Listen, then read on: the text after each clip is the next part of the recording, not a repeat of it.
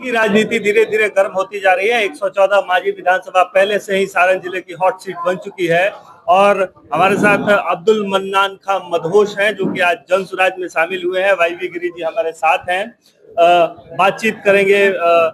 मदहोश साहब, अब्दुल मन्नान साहब आपका नाम है, एक शायरी जैसा आपका नाम है, एक शायरी है, पुरानी गीत भी है कि अच्छा सिल्ला दिया तूने मेरे प्यार का, यार ने ही लूट लिया घर यार का। मुसलमानों को क्या मिला? राजद की जो राजनीति है उससे क्या पाया मुसलमानों ने? मुसलमानों का एक ही मिशन में देखा, जहां भी गया तो लग रहा था कि बीजेपी उनके सामने तलवार लेकर खड़ी है। बस इसी खौफ को जाहिर कर कर के आरजेडी ने मुसलमानों का वोट लिया।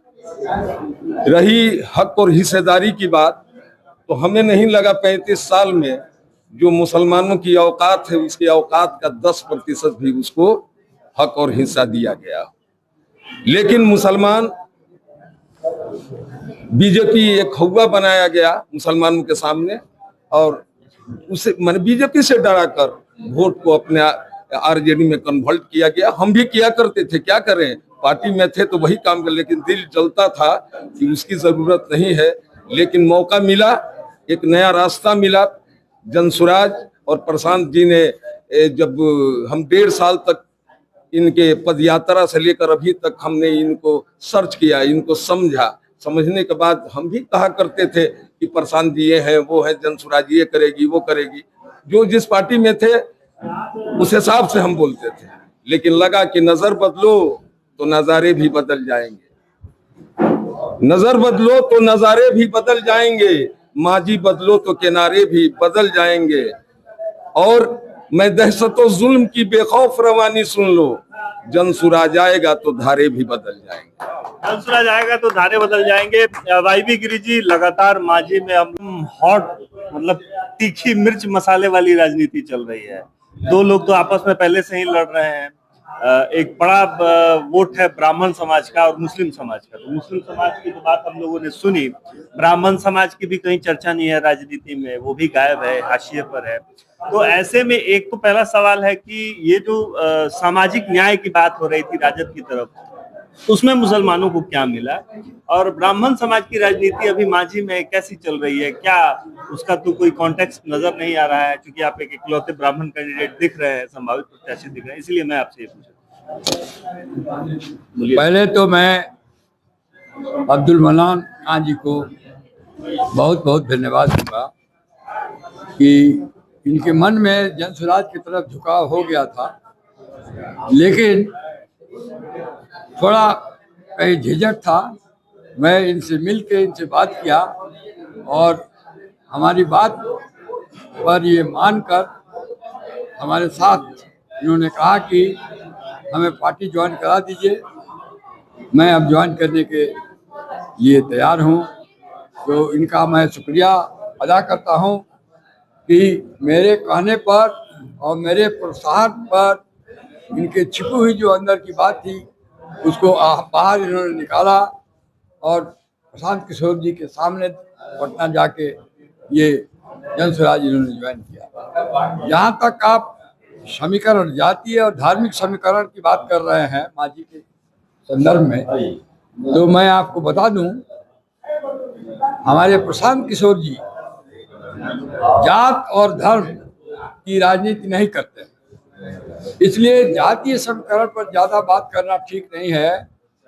उनका यह कहना है कि समाज के हर वर्ग को समानुपातिक उसका प्रतिनिधित्व मिलना चाहिए और इसी कारण वो 40 मुस्लिम लोगों को टिकट देने जा रहे हैं, 75 अति पिछड़ों को टिकट दे रहे हैं, अगड़ों को दे रहे हैं, उनके समानुपातिक और समरस समाज बनाने का समरस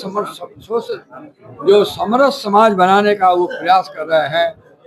तो उसी सिद्धांत को लेकर हम लोग मांझी में भी चुनाव लड़ रहे हैं। हम लोगों का चुनाव जात पर आधारित नहीं है। प्रशांत जी को फॉलो करते हुए यादव लोग भी देखिएगा, पढ़े लिखे यादव लोग प्रशांत जी की तरफ झुक गए हैं, अकलियत भी झुक गया है। समाज के अन्य वर्ग, पांचों वर्ग के लोग समाज हमारे चले प्रशांत किशोर जी और हमारे पार्टी की तरफ झुक चुके हैं। हमारे ये विनोद मांझी जी हैं, ये समाज के सबसे निचले शेड्यूल कास्ट के से बिलोंग करते हैं, लेकिन हमारे पार्टी से लगे हुए हैं।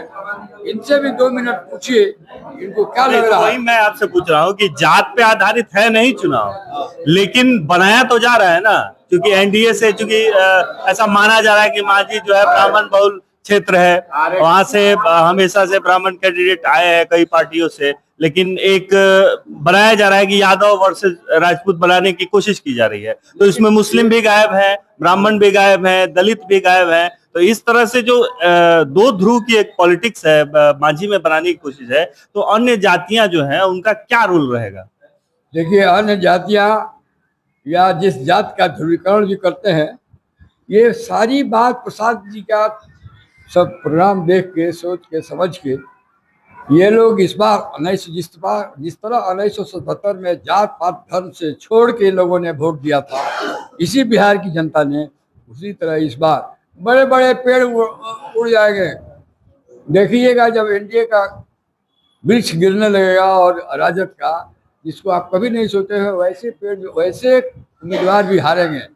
साफ हो जाएगा चारों तरफ, जात पात और धर्म से उठ के आधी चल रही है, आधी है अंदर अंदर। आप देखिएगा जब ये अभिव्यक्ति होगी वोट के रूप में, जिला का जिला साफ हो जाएगा और जनसुराज तो विजय लोग कराएंगे। मांझी 114 विधानसभा में दलित समाज की राजनीति क्या करवट लेगी, किस ओर बैठेगी? पहले तो आपको सर जनसुराज की, तो हम भले ही एसटी समाज से आते होंगे, मगर मेरे अंदर यह भावना नहीं है कि जनसुराज जाति की बात करिए। मैं उस पद यात्री का साथ दे रहा हूं जो सदियों बाद कोई पद यात्रा करके बिहार की राजनीति को जगा रहा है, हमें समझा रहा है। आपसे पत्रकार महोदय हम एक बात कहना चाहेंगे, बिहार में कौन सी ऐसी जाति है जो अपने पटीदार से परेशान नहीं है कोई जाति? तो इस जाति की बात ही खत्म कर दीजिए। हम लोग भले ही बिहार में कोई पंडित जी बन के है, कोई यादव बन के है, कोई पासवान बन के है, मगर हम लोग कहीं दूसरे राज्यों में काम करने जाते हैं तो लोग कहते हैं बिहारी। यह नहीं कहता कि सिंह जी बुर्बक, पंडित जी बुर्बक, यादव बुर्बक, ये नहीं कहता, बिहारी बुर्बक कहता है। माध्यम हम आरजेडी से कहना चाहेंगे कि आरजेडी का प्रखंड अध्यक्ष बदलता है, पंचायत अध्यक्ष बदलता है, जिले का अध्यक्ष बदलता है, प्रदेश का अध्यक्ष बदलता है, मगर आरजेडी का अध्यक्ष नहीं बदलता। क्यों? और भी बता दे रहे हैं, जनसुराज में जो भी प्रत्याशी हम लोगों का आएगा एकदम साफ क्लीन आएगा, कोई हत्यारा नहीं आएगा। अब आप देख लीजिए यहाँ बिहार की राजनीति, जो जितना बड़ा अपराध किया उतने बड़ा पद पे गया। मोहम्मद शहाबुद्दीन की बात कर रहे हैं, जिंदा लोगों को जलाया, सांसद बन गया। एक डीएम को जिंदा जलाया गया, वो पार्टी का पदाधिकारी बन गया। ऐसे करके कहीं नहीं चलेगा। जनसुराज की जो प्रशांत जी अलग जगहें हैं, ये समस्त बिहारियों को सोचने वाली चीज है, यह कल्पना करने वाली चीज है। फिर कोई हम लोगों को पैदल चल के समझाने नहीं आएगा। आइए, जनसुराज की नजर केवल बिहार पे नहीं है, ये दूसरे राज्य के लोग भी देख रहे हैं कि हाँ, एक आदमी पैदल चल के समझा रहा है। बिहारियों के अंदर क्या जागरूकता आ रही है? जागरूकता यही है कि हमारे सामने बिहार के सबसे बड़े वकील माने जाने, जिन्हें मांझी का वीर कुंवर सिंह भी कहा जाए, अपनी उम्र को नहीं देख रहे, अपनी अच्छाइयों को लोगों के सामने मांझी में रख रहे हैं कि मैं मांझी में इंडस्ट्री लगाऊंगा, कुटीर उद्योग लगाऊंगा। हमने तो और कोई बात नहीं कहा, ना ही वाई सर कहें। हम लोग रोजगार की बात करते हैं, जो हम लोग का मांझी में शिक्षा ध्वस्त हो गए। आप लोग नहीं करेंगे जाति की बात, दूसरी पार्टियां तो कर रही हैं, उसी आधार पे गोल बंद कर रहे हैं, उसी आधार पे वोट मांग रहे हैं, उसी आधार पे कैंडिडेट तय कर रही हैं। उसका सामना आप लोग कैसे करिएगा? इस बात का जवाब। जनसुराज नहीं था, जनसुराज इसके आगे नहीं था, तो इसलिए जाति का हो रहा था। भाजपा चाहती थी कि सारे तिलकधारी हमारे तरफ आ जाए, आरजेडी चाहती थी सारे टोपी वाले मेरे तरफ आ जाए। ये दोनों बांट के राजनीति कर रहे थे, हम लोगों को समझा रहे थे। अब जब तीसरा विकल्प आ गया है, लोगों की समझ आ गई है, आस्था गो टू हेल। अब हमें अपने व्यवस्था पर चर्चा करनी चाहिए कि हाँ, हमें कौन सी जाति को सरकारी सुविधा देनी चाहिए। कोई है ऐसा जाति? अगर व्यवस्था पे बात हो रही है, बात होती रही है राजद की तरफ से, टोपी पहनते रहे हैं आपकी, तो टोपी पहनते पहनते आप लोग को टोपी तो नहीं पहना दिया गया? देखिए, कुछ चीजें जो सामने मुंह से सुनाया जाता है और दिल में कुछ अलग ही तरह का उसकी मानसिकता होती है। वो सारे दिल अंदर की बात और बाहर की बात सब हम 35 साल में सब हमने समझा कि कहाँ हुआ। कहीं कोई समीकरण MY समीकरण हुआ, मैं समझा कि हम कम से कम यादव के बराबर तो रहेंगे, लेकिन हम कहीं टिके नहीं। लेकिन जो मेरा तस्वुर था, ख्वाब था, वो ख्वाब था कि जहां मानवता की बात हो, जहां समीकरण की बात ना हो, पूरे समाज की एकीकरण की बात हो, वही पार्टी जनसुराज हमको दिखाई दिया कि जो एकीकरण हर जात को लेकर के, हर जात के अच्छे लोगों को, ये तो एक ऐसा अंदरूनी इंजेक्शन के तरह असर किया है जनसुराज। उसकी आवाज अभी इस रोड पर नहीं सुना, लेकिन दिल में हलचल मचा दिया है। ये तय है कि ये हलचल उस दिन दिखाई देगा जब ईवीएम दबेगा, तब जनसुराज कहाँ है, किसको क्या पता, सबको पता चल जाएगा। लोग समझ रहे हैं, कोई भी यहाँ प्रत्याशी आए। मैं एक शेर लिखा हूं कि मोदी तेजस्वी राहुल नीतीश भी अगर आ जाएंगे, खेल होगा ऐसा सब फुटपाथ पर आ जाएंगे। और चल रही है जनसुराज की हवा कुछ इस तरह, चल रही है जनसुराज की हवा कुछ इस तरह, वोट है जितना उधर वो सब इधर आ जाएंगे। तो अंडर करंट चल रहा है बात हो रही है। और मैंने वही सवाल पूछा, आप जाति की बात नहीं करेंगे, लेकिन आपके विपक्षी एकदम अड़े हुए हैं कि जात पे टिकट देंगे, जात के नाम पे ही टिकट देंगे, जात की बात करेंगे और कंसोलिडेट कर रहे हैं उसी पे कि उसको एकदम से पोलराइज किया जाए और लास्ट तक चुनाव को एकदम बाहरी भीतरी रावण, कंस, पांडव, इन सब चीजों पे ले जाया जाए और एकदम मतलब कास्ट माइंडेड कर दिया जाए लोगों कि लोग उसी पे जाके एकदम कंसंट्रेट करके उसी पे वोट करें। उस स्थिति में आप लोग क्या करेंगे? उस स्थिति में क्या आप अपने ही एजेंडे पे अड़े रहेंगे, जो बातें आप कह रहे हैं, या जिस चीज के लिए प्रशांत किशोर जाने जाते हैं, जनसुराज जानी जाती है, वो आप लोग करेंगे?